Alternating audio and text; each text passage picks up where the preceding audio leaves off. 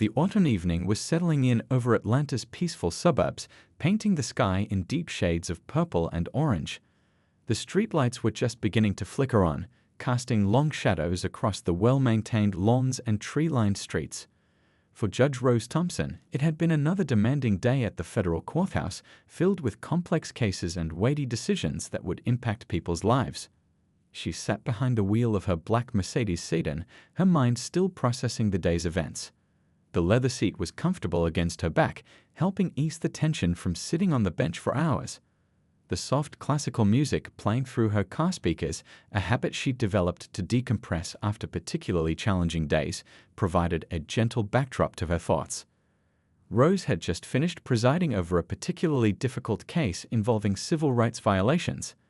The irony of what was about to unfold wasn't lost on her, though she couldn't have known it at that moment.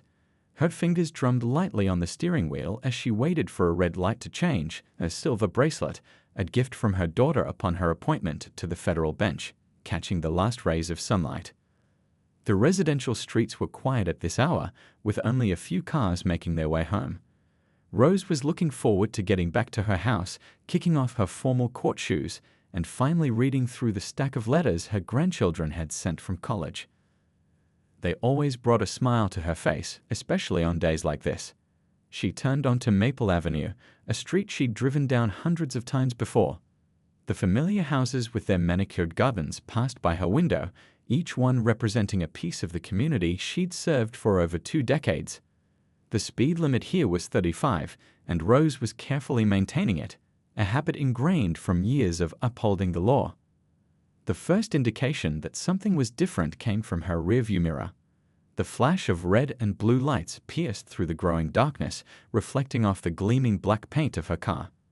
Rose's heart did that familiar skip, the one that every black person in America knows too well, regardless of their position or status. It was a feeling that transcended her title, her education, and her achievements. Officer David Wilson was running a routine patrol that evening. His department had recently implemented new community engagement protocols, though he couldn't have known this stop would put those protocols to the test. From his perspective, he'd simply noticed a taillight that wasn't functioning properly, a standard traffic violation that required attention. As he activated his lights, Officer Wilson couldn't make out who was behind the wheel. The darkening evening and the car's tinted windows, within legal limits of course, obscured his view of the driver. He radioed in the stop, following standard procedure, "Dispatch, Unit 247, initiating a traffic stop on a black Mercedes sedan, license plate." His voice was steady, professional, giving no indication of the unexpected encounter that was about to unfold. Rose's hands instinctively moved to the 10 and 2 positions on the steering wheel. Despite her position as a federal judge, or perhaps because of it, she was acutely aware of the importance of these moments. She'd heard too many stories in her courtroom, seen too many cases where routine traffic stops had gone terribly wrong. Her mind quickly ran through the procedure she'd taught her own children and grandchildren: move slowly, keep your hands visible, speak calmly and clearly. She guided her car to the side of the road, positioning it carefully under a streetlight. Another habit she'd developed over the years. The classical music continued to play softly in the background, Beethoven's Moonlight Sonata now seeming particularly appropriate for the moment. Rose took a deep breath, her judicial composure serving her well in maintaining her calm. Through her side mirror, she could see Officer Wilson approaching. His hand was positioned near his holster. Standard procedure, she knew, but it still sent a small shiver down her spine. The flashlight beam swept across her license plate, then her trunk, before finally reaching her driver's side window. Rose's breath remained steady, but her mind was already documenting every detail of the interaction, a professional habit that had served her well throughout her career. The whole scene was illuminated by the patrol car's lights, creating an almost theatrical atmosphere on the quiet suburban street. A few curious neighbors had already peeked through their curtains, drawn by the unusual activity. Rose could see Mrs. Chen from across the street standing on her porch, pretending to water plants that had already been watered earlier that day. As Officer Wilson's footsteps grew closer, Rose's fingers remained steady on the steering wheel. Her years on the bench had taught her the value of patience, of seeing situations from all perspectives. She knew that what happened next would depend largely on how both parties handled these crucial first moments of interaction. The tap on her window was firm but not aggressive. Rose could see Officer Wilson's reflection, his young face partially obscured by the standard issue cap. He couldn't have been much older than her youngest son. As she prepared to lower her window, she thought about all the cases she'd presided over, all the times she'd heard similar scenarios described in her courtroom. But this time, she wasn't behind the bench, she was living it firsthand. Little did Officer Wilson know that this routine traffic stop was about to become one of the most meaningful encounters of his career, and a moment that would spark a conversation far beyond the quiet streets of suburban Atlanta. As Officer Wilson's flashlight beam swept across her car interior, Rose felt a familiar tightness in her chest, a feeling that had nothing to do with her prestigious position and everything to do with experiences shared by countless others who looked like her. Her diamond wedding ring caught the light as her hands remained firmly planted on the steering wheel, a position she'd practiced with her own family countless times around the dinner table. The weight of her judicial robe, which she'd carefully hung in the back seat after court, seemed to press against her shoulders even though she wasn't wearing it. 20 years on the federal bench hadn't erased the lessons her parents had taught her about traffic stops, lessons that had been passed down through generations like precious family heirlooms. "Good evening, ma'am," Officer Wilson's voice carried through the partially lowered window. His tone was professional, but carried an edge of uncertainty that Rose had learned to recognize from her years in the courtroom. Young officers often displayed it, a mixture of authority and nervousness that could tip either way depending on how the next few moments unfolded. Rose's response was measured, her voice carrying the same calm authority she used in her courtroom, though slightly softer. "Good evening, officer," she replied, keeping her eyes forward as she'd always instructed her children to do. The classical music still played softly in the background. "Chopin now," she noticed absently. "I'm going to reach for my registration and license," she announced clearly, her words deliberate and practiced. "They're in my purse on the passenger seat." It was a dance she knew well, each movement choreographed by necessity and experience.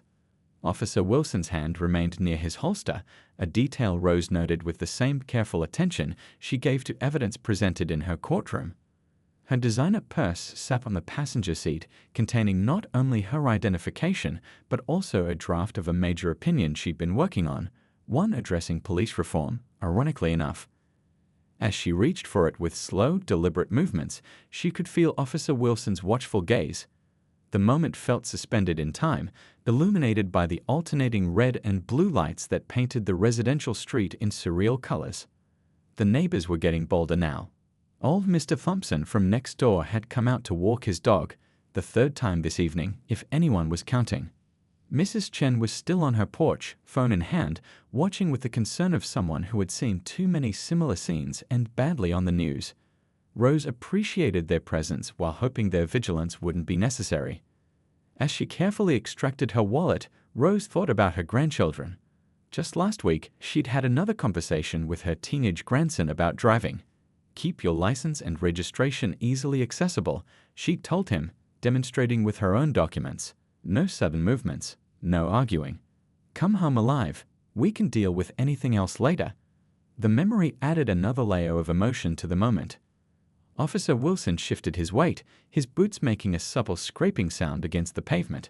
He was young, probably in his late 20s, and Rose could see his reflection in her side mirror, noting how his expression seemed to alternate between attempted authority and genuine uncertainty.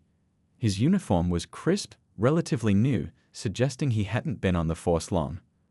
"Ma'am, do you know why I pulled you over?" he asked, using the standard phrase that Rose had heard countless times in testimony before her court.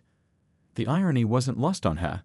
How many times had she listened to similar scenarios unfold from the safety of her bench, wearing her black robe that marked her authority?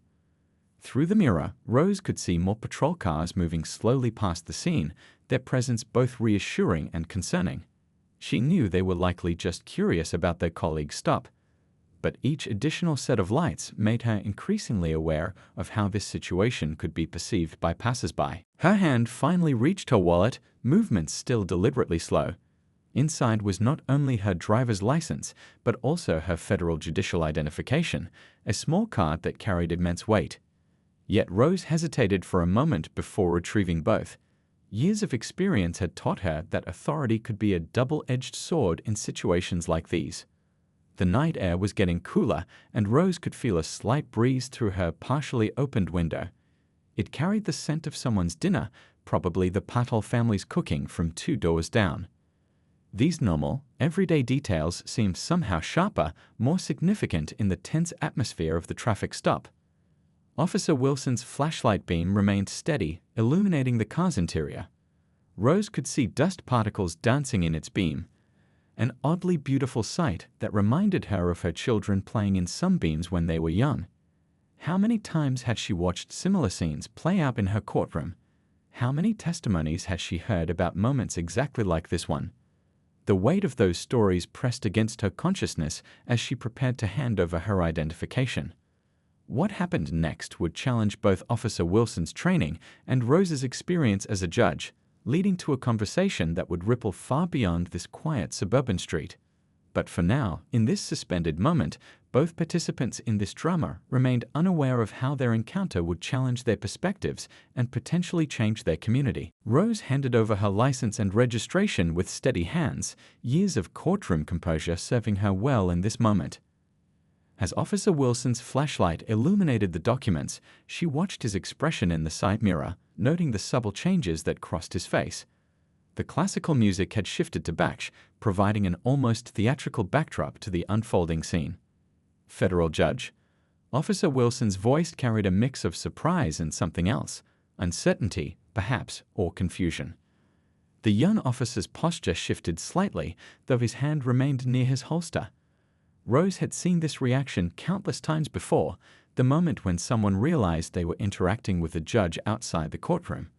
It usually changed the dynamic of the conversation, but she had learned long ago not to rely on her title for different treatment. "Yes, officer," she replied, her voice maintaining its calm, measured tone. "I've been on the federal bench for 20 years now." She didn't elaborate further, didn't mention the landmark cases she'd presided over or the legal precedents she'd helped establish. In this moment, she was simply a driver with a broken taillight, and she intended to handle it exactly that way. The neighbors continued their subtle surveillance. The Chen family's porch light had mysteriously turned on, and Mr. Patel was now checking his mailbox for the 3rd time that evening, despite the fact that mail delivery had ended hours ago. Rose appreciated their concerned presence while hoping their vigilance wouldn't be necessary. Their actions reminded her of her own community growing up, when neighbors looked out for each other without needing to be asked. Officer Wilson cleared his throat, glancing between the identification in his hand and Rose's face. "Ma'am, are you aware that your right taillight is out?" His voice had shifted slightly, becoming more formal, more careful. Rose recognized this too. The subtle recalibration that happened when authority met authority in unexpected ways. "No, officer, I wasn't aware," she responded truthfully. Her mind briefly flashed to her morning routine. She always did a walk-around inspection of her car before leaving for court, but the taillight must have burned out during the day. "Thank you for bringing it to my attention." She meant it sincerely. A broken taillight was a legitimate safety concern. The red and blue lights continued their rhythmic dance across the street, casting moving shadows that made the familiar neighborhood seem somehow different, almost dreamlike. A few houses down, someone's wind chimes added their gentle melody to the evening soundtrack, mixing with the distant sound of traffic from the main road. Rose noticed Officer Wilson's nameplate catching the light as he shifted position. She had a habit of noting such details. It came from years of observing witnesses and defendants in her courtroom. His uniform was well maintained, his boots polished to a shine that suggested pride in his appearance.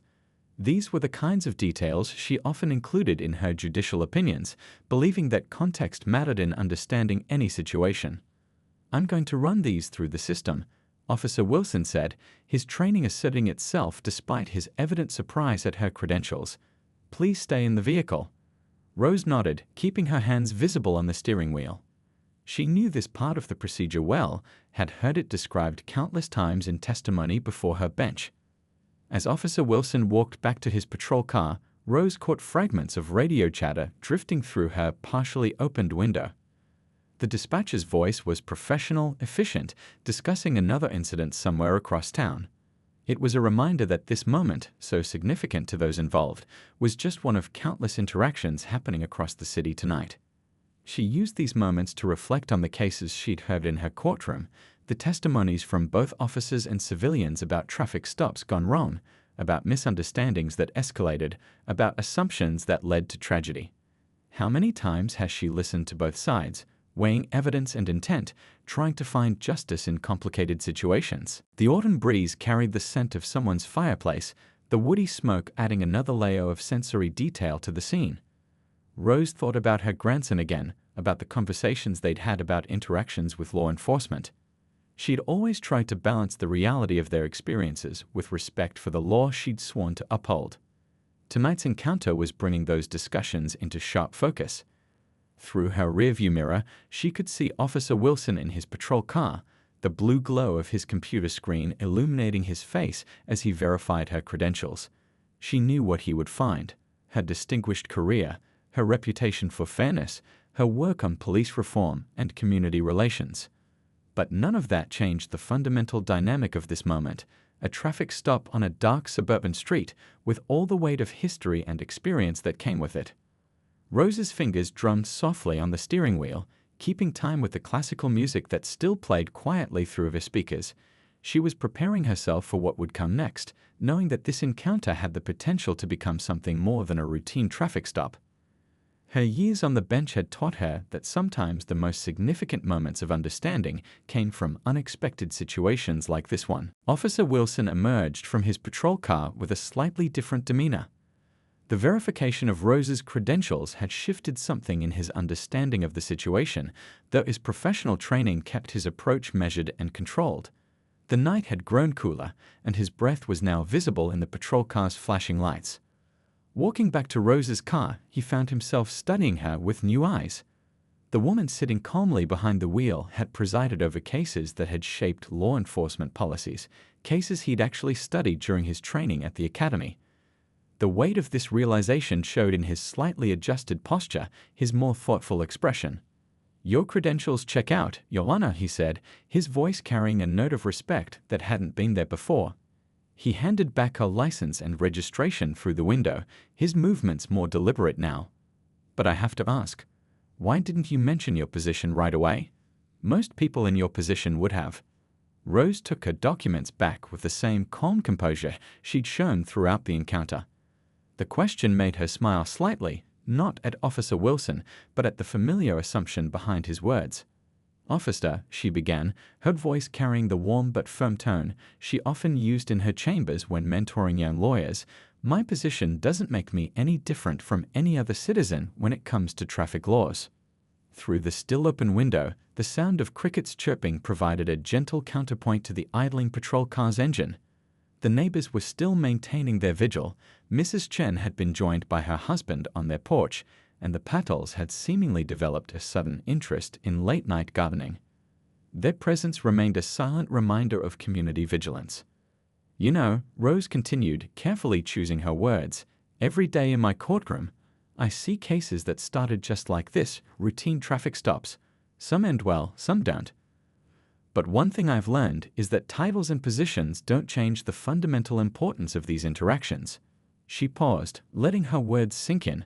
"Whether I'm wearing my judicial robe or not, I'm still a citizen subject to the same laws as everyone else." Officer Wilson shifted his weight, absorbing her words. His hand had finally moved away from his holster, a supple but significant change that Rose noticed immediately. The tension in the air had transformed into something else, a moment of potential understanding between two people who usually occupied very different positions in the justice system. "I have to admit," he said, his voice carrying a hint of self-reflection, "this isn't how I expected this stop to go." He glanced back at his patrol car, where the computer screen still glowed with Rose's impressive credentials. "We study cases you've presided over, you know, at the academy." Rose nodded, acknowledging his words while maintaining her focus on the larger point. "Every interaction between law enforcement and citizens is an opportunity," she said, drawing from decades of observation from the bench. "An opportunity to build trust, to demonstrate respect, to show that the system can work the way it's supposed to." The wind had picked up slightly, rustling the leaves of the maple trees that lined the street. Someone's wind chimes added their melodic tones to the night air, creating an almost peaceful backdrop to this unexpected moment of connection. The classical music in Rose's car had shifted to Mozart, its gentle notes barely audible beneath their conversation.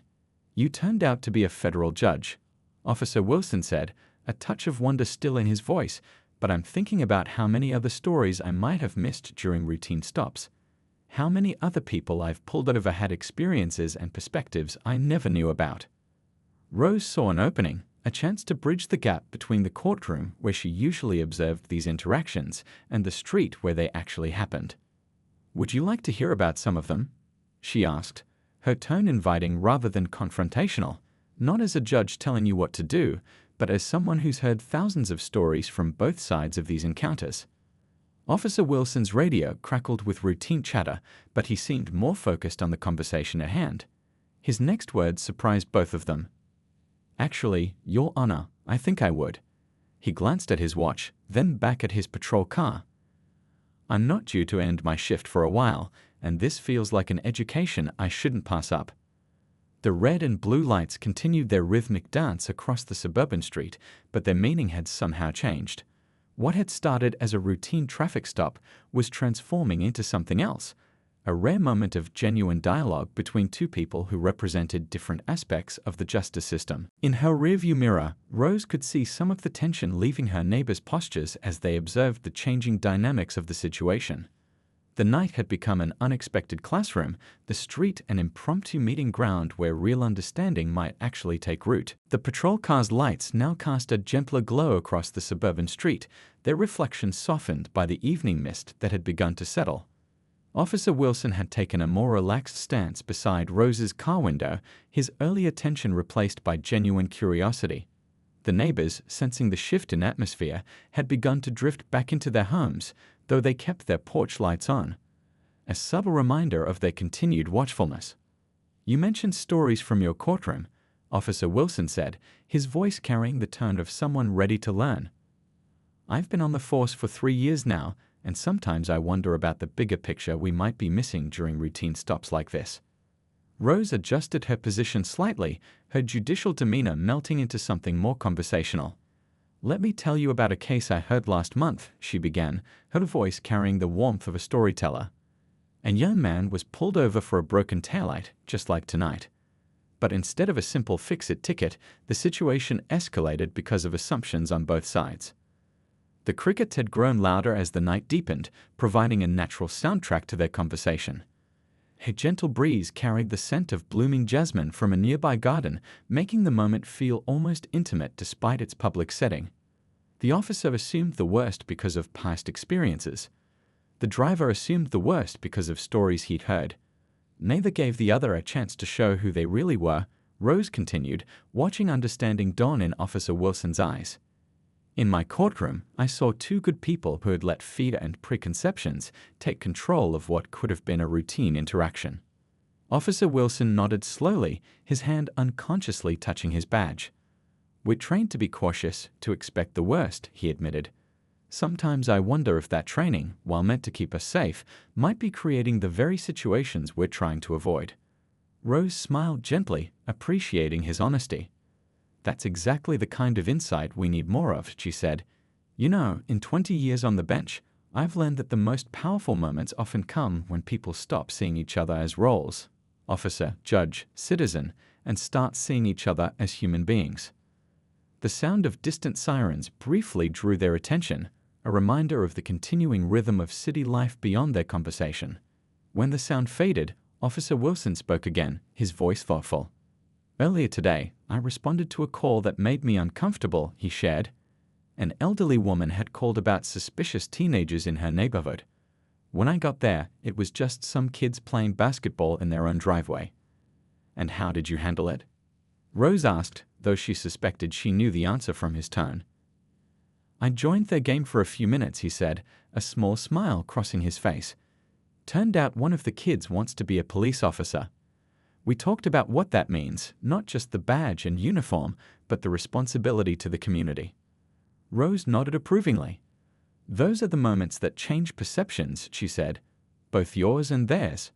You know, in my chambers, I keep a photo of my first day on the bench.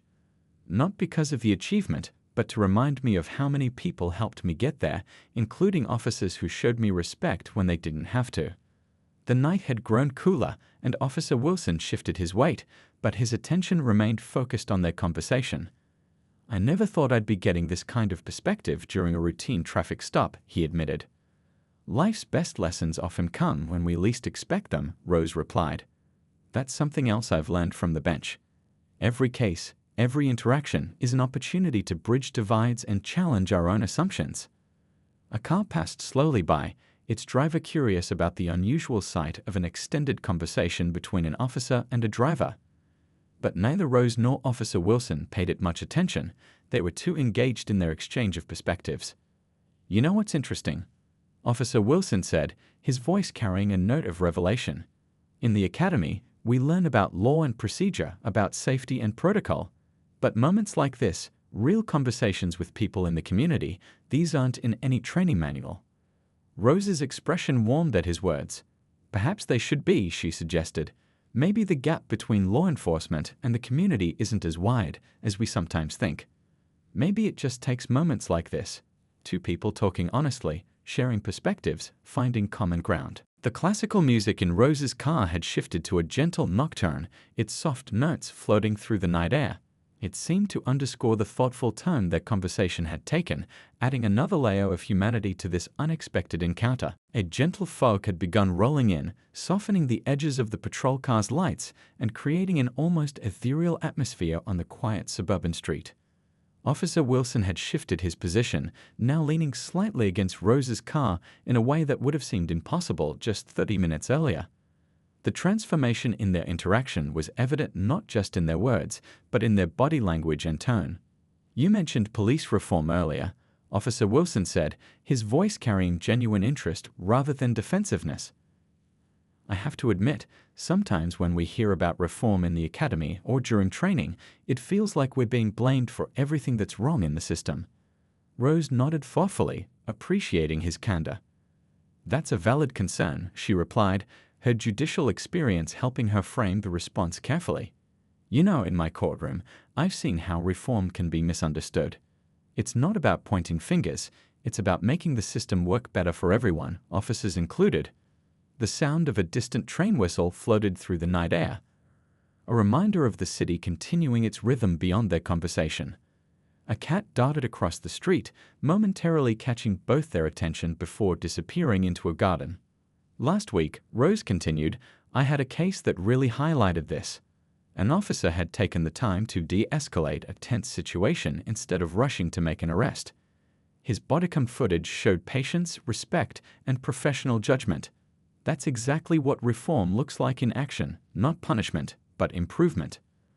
Officer Wilson absorbed this, his hand unconsciously touching his own bodycam. We had a training session last month about community policing, he shared. The instructor kept emphasizing that building trust is as important as enforcing laws. Tonight's making me understand that in a whole new way. The neighbors had long since retreated indoors, though their porch lights remained on, creating a warm glow that encompassed the scene. The classical music from Rose's car had faded into a gentle piano piece, providing a subtle backdrop to their conversation. You know what surprises me most about tonight? Rose asked, her voice carrying a hint of reflection. In my courtroom, I see the aftermath of police encounters. I make decisions based on testimony and evidence. But being here, having this conversation, it reminds me that every interaction has the potential to change perspectives on both sides. Officer Wilson nodded, a small smile forming. I keep thinking about how different this could have gone, he admitted. If either of us had stuck to our assumptions or let fear guide our actions, but instead, here we are, having probably the most educational conversation of my career. Rose laughed softly, the sound carrying genuine warmth. And I'm getting a view from the other side of the bench, so to speak. It's reminding me that behind every case file, there are real people trying their best to navigate complex situations. A light drizzle had begun to fall, creating tiny halos around the streetlights. Officer Wilson straightened up slightly but didn't move to end the conversation. The rain seemed to create an even more intimate atmosphere, as if nature itself was providing privacy for their exchange. "Can I share something personal?" he asked, his voice slightly hesitant. "When I first decided to become an officer, my grandfather, who lived through the civil rights era, was worried. He had his reasons, based on his experiences. But he also told me that change happens one person at a time, one interaction at a time." Rose's expression softened at his words. "Your grandfather was wise," she said. "You know, that's something I try to remember every time I put on my robe. Each decision, each interaction is a chance to build trust in the system. But it's not just about what happens in the courtroom. It's about moments like this, on streets like this, between people willing to listen to each other." The rain had picked up slightly, creating a gentle patter on the car roof that seemed to emphasize the intimacy of their conversation.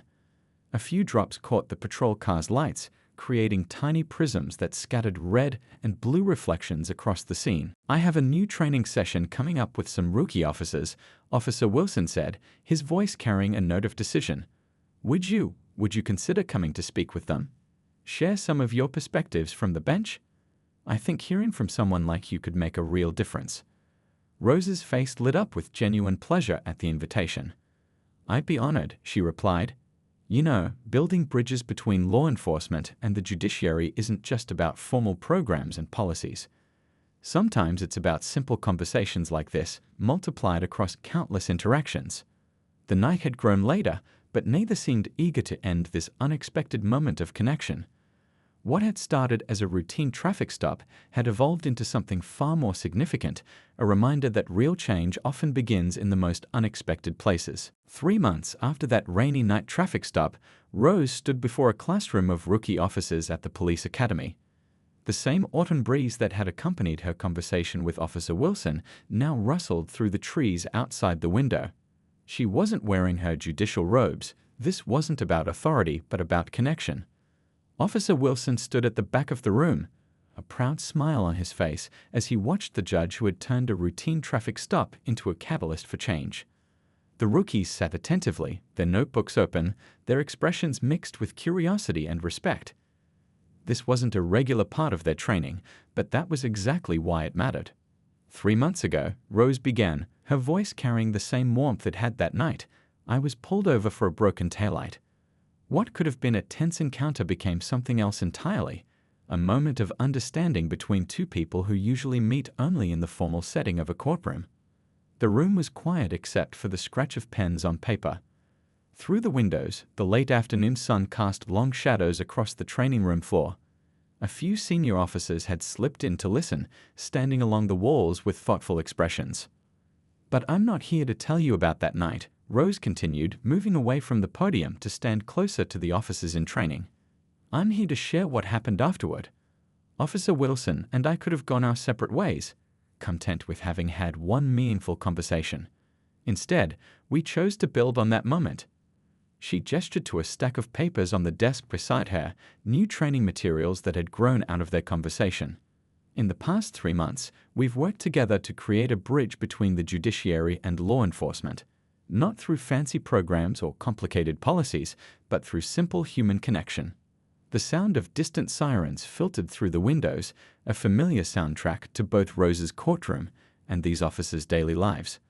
But now it carried a different meaning, a reminder of the real-world impact of what they were discussing. "Since that night," Officer Wilson added, stepping forward to join her, "we've seen changes in how traffic stops are handled in our precinct. Small changes, maybe, but meaningful ones. Officers are taking more time to listen, to look beyond their initial assumptions. And you know what? It's making their jobs easier, not harder." Rose smiled, remembering their conversation in the rain. "And in my courtroom," she continued, "I've noticed a shift too. When officers testify now, there's more context, more understanding of the human elements in each situation. The gap between the bench and the street is getting smaller." A young rookie raised her hand, her expression earnest. "But how do you balance safety with this kind of approach? We're taught to be cautious, to protect ourselves." "An excellent question," Rose responded, appreciating the officer's honesty. "Safety remains paramount. But what we've learned is that genuine respect and communication often create safer situations for everyone involved. When people feel heard and respected, tensions naturally decrease." The afternoon light had begun to fade, casting a golden glow across the classroom. Outside, the daily rhythm of the city continued, patrol cars coming and going, officers changing shifts, the constant flow of urban life. But in this room, something special was taking shape. Last week, Officer Wilson shared, "I had a traffic stop that could have gone badly. But I remembered that night with Judge Rose, and instead of rushing through the procedure, I took a moment to really listen to the driver's story. What could have been a confrontation became a conversation." Rose nodded, her expression warm. "And yesterday in my courtroom, I heard a case where an officer had done exactly what we're talking about, taken the time to understand the situation before acting. The result? A peaceful resolution instead of an escalated conflict." The rookies were fully engaged now, their questions flowing naturally, their notepads filling with insights. This wasn't just another training session, it was a glimpse into what policing could be when bridges were built instead of walls. But perhaps the most important change, Rose concluded, her voice carrying conviction, has happened in the community. The neighbors who watched our interaction that night, they've become supporters of community policing initiatives. The story of our traffic stop has spread, inspiring others to look past their preconceptions and find common ground. As the session drew to a close, Rose and Officer Wilson exchanged knowing looks. That chance encounter on a rainy night had sparked something larger than either of them had imagined. The broken taillight that had brought them together had been fixed long ago, but the light it had shed on the possibility of change continued to brighten their community. The rookies filed out of the classroom, many lingering to share their own stories or ask additional questions. The impact of that one traffic stop was multiplying, creating ripples of change that would continue to spread through the department and the community. What had started as a moment of tension had transformed into a testament to the power of human connection and understanding.